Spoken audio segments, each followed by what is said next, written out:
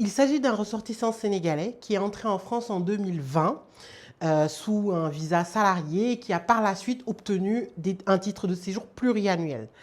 Il a sollicité en 2024 un regroupement familial pour sa fille et il se trouve qu'au courant de l'enquête, la préfecture a découvert que sa femme, son épouse, était entrée en France irrégulièrement depuis 2021 et qu'elle avait même fait l'objet d'une obligation de quitter le territoire français. Ce qui s'est passé, c'est que pendant l'instruction de la demande de regroupement familial, la préfecture a décidé de retirer le titre de séjour à cette personne.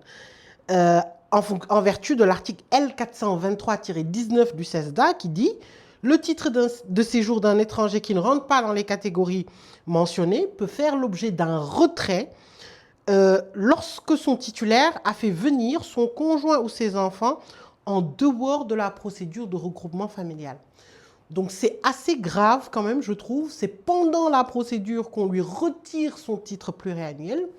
Il faut savoir que la préfecture applique de plus en plus cet article. Avant, on avait un seuil de tolérance. On avait même, moi je voyais, des personnes qui sollicitaient un regroupement familial pour une personne qui était en France irrégulièrement sur le territoire et on n'avait que des refus de regroupement familial. Maintenant, et cette décision-là, elle date de juin 2025, la préfecture applique strictement cet article. Donc faites très attention. Quand vous faites une procédure de regroupement familial, vos conjoints et enfants doivent être en dehors du territoire français. Et si c'est un regroupement familial partiel et qu'une partie est là et sur le territoire français, ils doivent être ici en situation régulière. Donc bien sûr, on m'a posé la question, et le regroupement familial sur place, comment ça se passe?